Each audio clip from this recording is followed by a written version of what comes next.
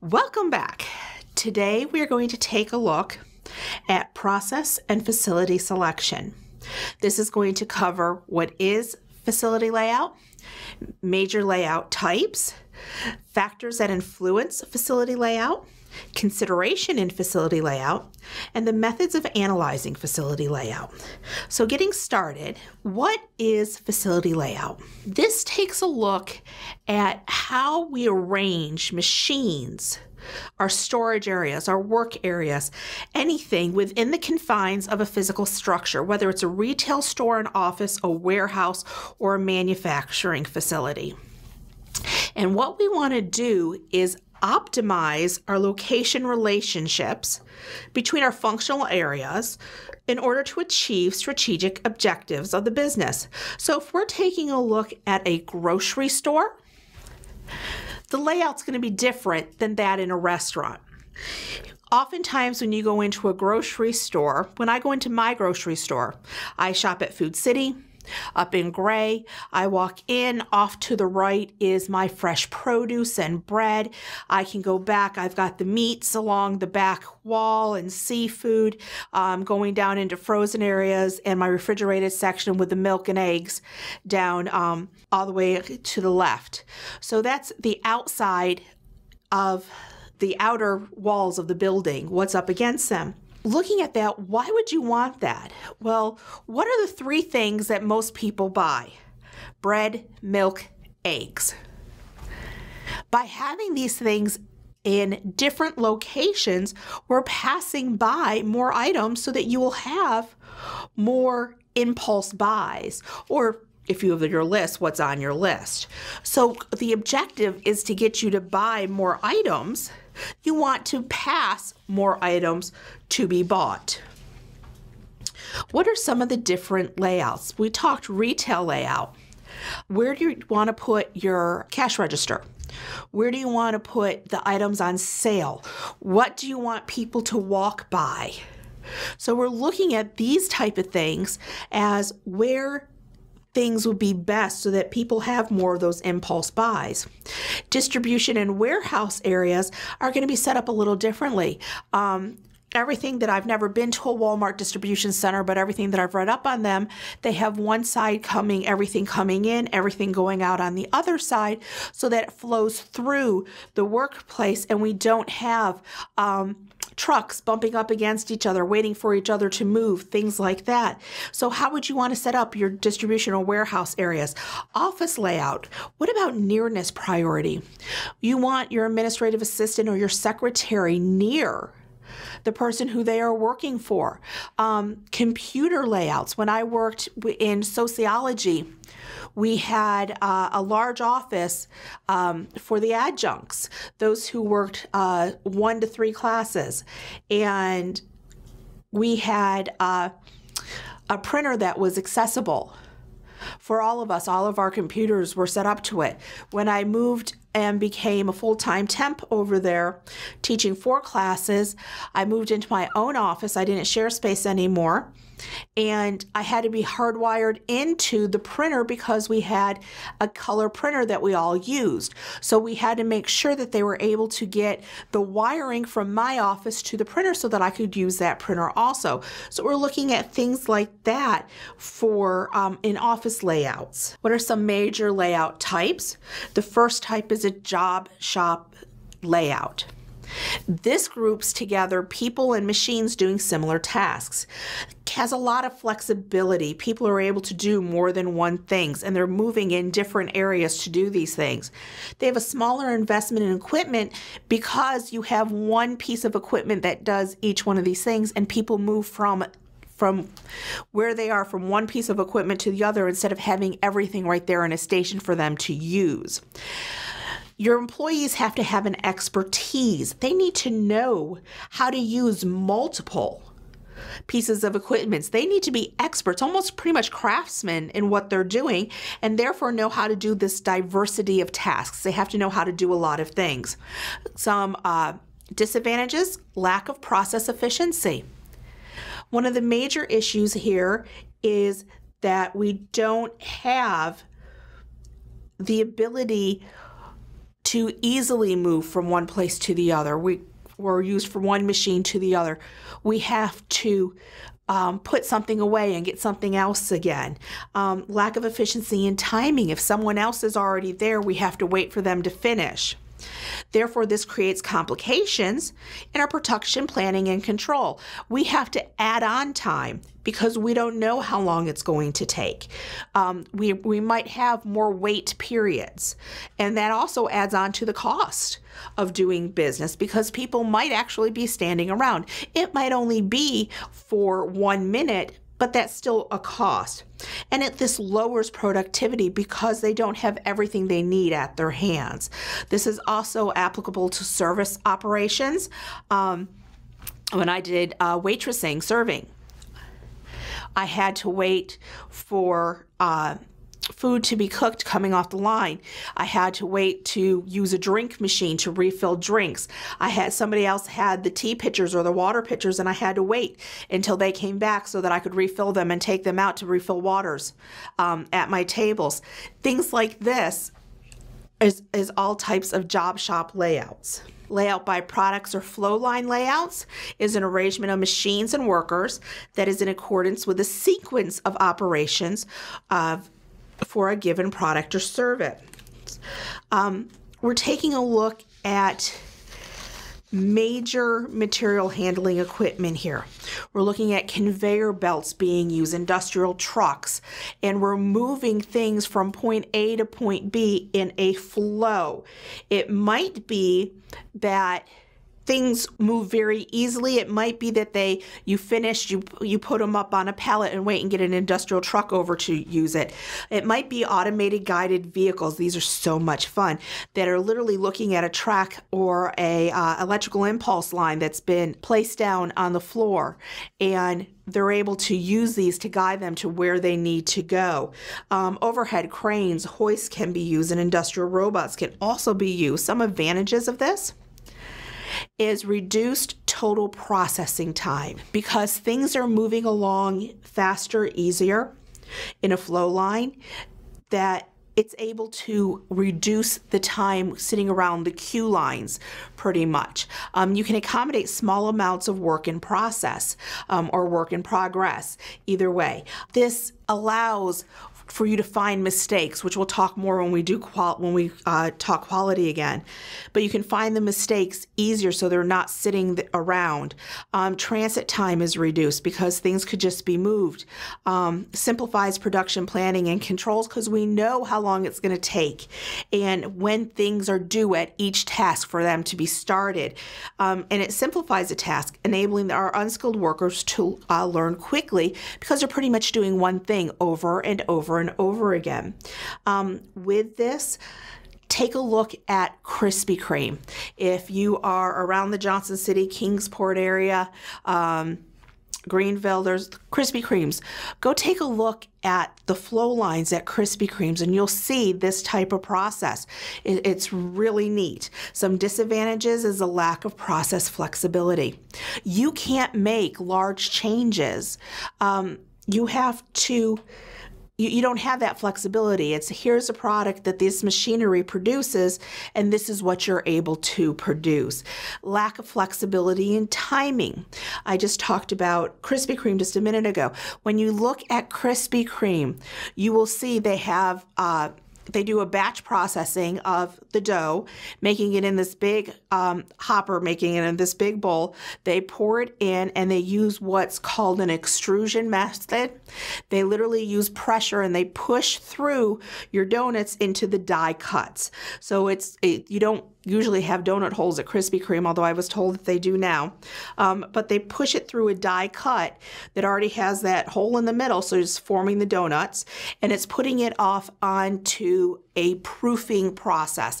Now, if anybody's ever cooked, baked, and used yeast, you know that it needs to proof. It needs to have time to do what it does to rise. So that proofing process is a controlled both temperature and humidity environment, and it's on these little tiny shelves that just swing up and it goes around up and down on this conveyor belt, allowing it to proof for the donuts to rise because they are a yeast donut. Well, this is an extremely time-sensitive process. So you don't have a lot of flexibility in this. You have the flexibility in using donuts with a hole in the middle or doing a donut without the hole in the middle so you can fill them, but that's pretty much the only type of flexibility that you have with this is the size of the die cut, the type of donuts that you're making. You still need the rising process. It needs a certain amount of time for the baking. It's literally, going through this process, it dumps it into the oil and it floats. The donut will float and it'll fry one side. You go through this thing that I'm sure there's a technical name for it. I call it the flipper. And it flips the donuts over and it cooks the other side of the donut. If anything happens here and that donut doesn't get cooked, the one side gets cooked twice, the other side's going to be raw, and that side's going to be overcooked. So we have those types of issues.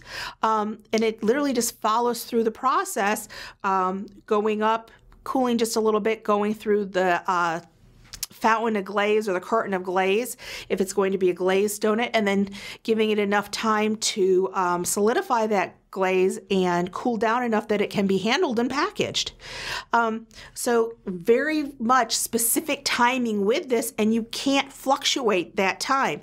Once the stuff hits the extruders and the dough's made, you have X amount of time to make those donuts. Otherwise, that becomes a waste. Large investments. The equipment here is very costly. So there's large investments in buying the correct equipment. Dependency of the whole on each part. If something breaks down on the machinery at Krispy Kreme, they're in trouble, because if they have a batch coming through and if the conveyor belt at the end breaks down, then the stuff that's in the proofing box still needs to get through. Otherwise, they need to get it fixed very quickly. Otherwise, it's going to go bad, the stuff that's in the proofing box, before it even hits the oil. Worker monotony. Workers are doing the same thing over and over and over again. We've taken out craftsmanship and they literally are running the machines, and it's the same thing. Again, this is applicable to service operations. A hybrid layout. A hybrid layout is a manufacturing cells and their group technology. We have C-shaped cells, rabbit chase cells, and a U-line cells. C-shaped cells are literally just workstations in a C shape. Rabbit chase cells put them into a circular shape, and the U-line cells are in a U shape, but where one side of that U can hook up to another U so that you have different points and types that they can go. And the next slide does have a U-shaped production line on it. Cellular arrangements can improve job enlargement because a worker can perform more tasks at each cell or at a cell, and we'll talk about that in just a moment. And cellular arrangements can facilitate job enrichment because it can use self-directed teams. A lot of times there are material handling equipment that is used with this, and we can also use a cellular configuration in service. If we take a look at this U-shaped production line, you have 3 workers here that are working 10 different cells, 10 different workstations here. So the workers are able to do more than one job. So you have that job enrichment and the job enhancement here that we're taking a look at. The job enlargement, they're able to do more than one thing. Taking a look at this one, this first worker might do 1, 2, and 10. The second worker might do 3, 9, and 8, and the third worker is working in 4, 5, 6, and 7. So they're doing multiple things. They're as one cell's working on something, they're able to come back. It's more compact, increased communications. Work teams can discuss who's going to be doing what, how each one will work on this. It might be that one person really likes to do 1, 2, and 10. They like that side. Another person likes the other side. 4, 5, 6, and 7. So you can work out, and that's going to give you the self-directed work teams and being able to work there. Looking here also where we're coming in, this might be the outside of another U shape that might go into this one. So these U shapes can hook up to one another. That's a little bit difference that's going on there. So what do we need to figure out? What type of a facility layout do we need? What are those influences that are going to factor that? First is your volume of production. How much are you making? When you take a look at this at volume, you're going to figure out what modes you need to use. Can you use a conveyor belt? Do you need overhead handling, hoist cranes? And we're going to take a look at the weight of the item with this. A lot of times we have to figure out in moving, what's the weight of it? Is it something, if you're building a tank, can you use a simple hand truck to move that before you put an engine in it? Or is it something that you're going to have, the pieces are so big that you have to have some type of overhead hoist to help move them, or a conveyor belt or something to help you with that? What's the nature of the service to be provided? If you take a look at one of the businesses that I do some consulting with is a salon, and we took a look at where their shampoo stations were versus their hair dryers versus the cut stations and to cut and style and dry the hair. And really, we needed to have where water was available and the water lines were available is where the shampoo bowls needed to be, where you get your hair washed. So that we sort of knew where they had to be, but what about the other stations so that you weren't right on top of each other and you weren't bumping into each other, because that could ruin a haircut if somebody bumps your arm as they're cutting your hair. So you want to be careful with that. And so we took a look at that type of idea to figure out where to put everybody. The cost of the building to house the operation. What's the cost? How much does it cost per square foot? What does it, and we talk with location with this stuff, is the cost of the land, etc. But it's the cost of the building and how we build it. Sometimes it's cheaper to build up. Sometimes it's better to build out, depending on what we need. The product mix, what are we producing? Is it something that is going to lend to using this straight line production, or do we need these cells? Do we need, what's the best thing that's going to help for that? And how fragile is the product? My sister works in a place that makes flow meters. She does order entry. And making these flow meters, they're doing every flow meters that are taller than me that are used for sewer plants, but they also do medical equipment and for anesthesia and oxygen, surgical type reasons for the flow meters. And those are made in clean rooms. So they have to have a place set aside for the clean room where they're not grinding the glass, or they're not doing things like that where there's a lot of dust. They want it as far away from that as possible. So you need to take a look at that. Do you have to have something that is hot or cold specific? Do you have to have clean rooms? Do you have to have low humidity, high humidity with what you're producing? All of this comes into play when we take a look at how we're going to lay out. Do you want to put a refrigerator right next to the stove? Do you want to put your freezers next to your ovens? Because, one has to stay cold and one has to stay hot. It's going to cost more to keep the cold with the hot right next to it. It's going to cost more to heat up the hot with the cold right next to it. Other considerations is first aid stations, supplies. Where are you keeping your supplies? Maintenance type items, supervisory offices, washrooms, locker rooms, refreshment areas, cafeterias. All of these are needed. So we have to take a look at what's there and what's available. A lot of times your cleaning products, if you're in a restaurant, your cleaning products cannot be stored in the same place as the food can. So they have to be done in completely different areas so that there's not contamination, cross-contamination, or somebody picks up something they think was oil and it's actually bleach. We don't want that to happen. So we're looking at these type of items and things that are happening that have to be at different areas. First aid, do you need to have something that has eye washes, full showers available? Is it just, a Band-Aid box that you have? So, some first aid cream in a Band-Aid box, and that's all you need. depending on what type of business you are, you're going to need different items. And take into consideration your first aid stations with that. Supervisory offices, are they on the floor right near where you are? Are they upstairs overlooking? Are they in a different building? I've seen that before. How many washrooms or locker facilities? If you have people changing for clean rooms, then you need to have locker facilities for them. How many washrooms do you have available? What's the number of bathrooms you have? I visited a business years ago, and the whole facility, it was a production facility, and everything stopped for breaks at once, and they had a restroom. For 100 people, they had one restroom for these people. So there was breaks and there was the line out that everyone is waiting to go to the bathroom because they had to be on the production line when it was running. They couldn't take breaks then to hit the restroom. And so that wasn't a really good thing for them. And one of my suggestions was increase the number of restrooms or find another open area for these people to be able to go and use the restrooms without having to clock out, clock back in type thing.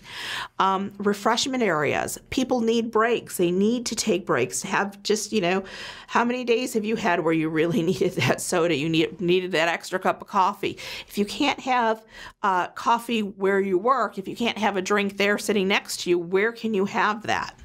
Some places actually have a cafeteria. One of my friends works at a place where they have a full cafeteria where they have, I think it's 10 different entrees every single day for breakfast, lunch, and dinner.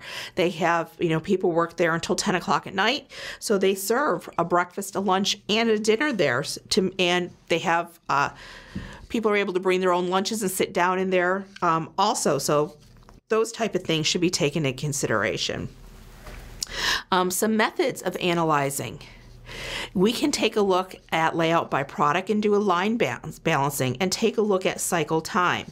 And literally that's taking a look, and we talk about more of this later, at how many different stations you have. This is just a simple straight flow.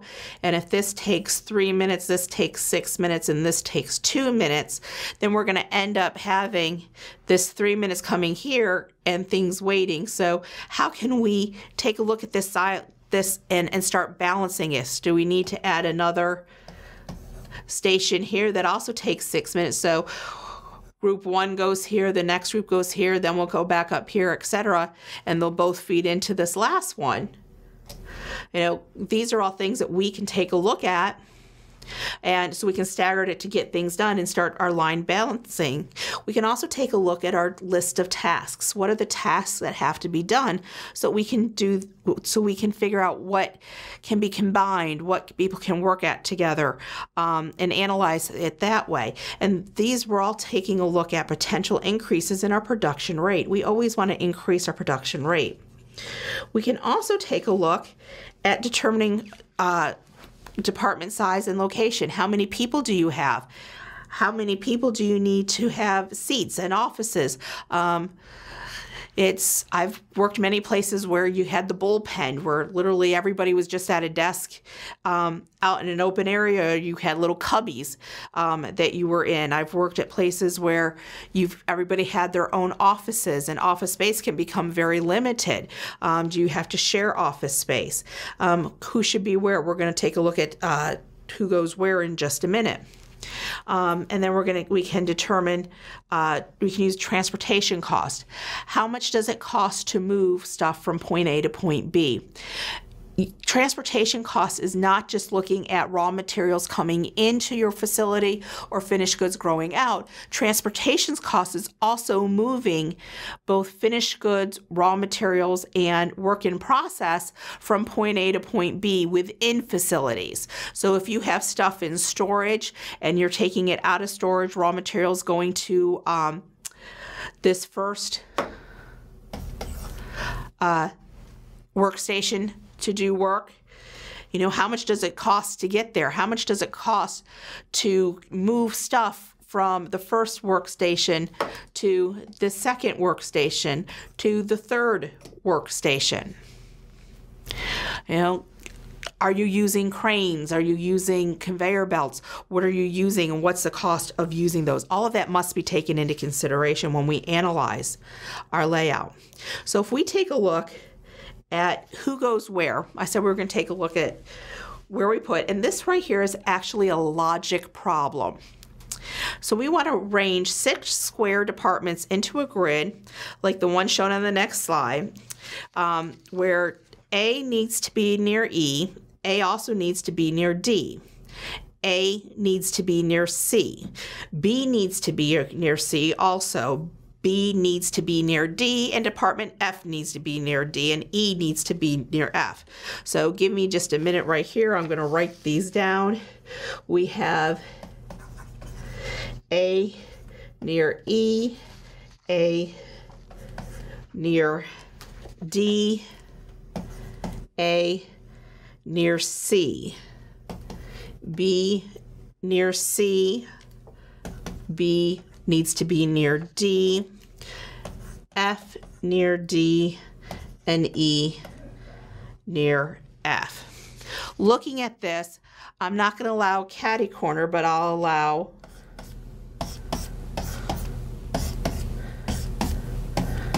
straight in. So if those were doors in between each place, we need to take a look at this. So if I start with A, okay, A needs to be near E. It also needs to be near E. It needs, oh wait, I don't have any place to put C. That's not going to work. So let's try A here because I can fit 3 near it. A needs to be near E, A needs to be near D, A needs to be near C. That all works. B needs to be near C. B needs to be near D. Ooh, look, that worked. Good. F needs to be near D, and E needs to be near F. I've got that all arranged now. This is a very simplistic example. Taking a look at this, there are computer programs that will be allowed that allow you to do this and arrange this for multiple. You know, a lot of times it's not just 6 people you have to arrange, it's hundreds. And you're not going to have who needs to be near who. It's going to be who needs to be near who and who do we need to keep away from who. So we're taking a look at those type of things. If we're taking a look at dealing with departments, you know, if A uses high temperatures and lots of water, and B has to have very low humidity, are you going to want that anywhere near A? So you need to take a look at those type of things that are going on also. And these computer programs will help you. They are available. That right there ends this section. And we're going to talk, this also ends the first part, and you're ready for exam number 1. So the next video that you'll be able to click on will be all about your first exam to just give you some ideas on what to expect.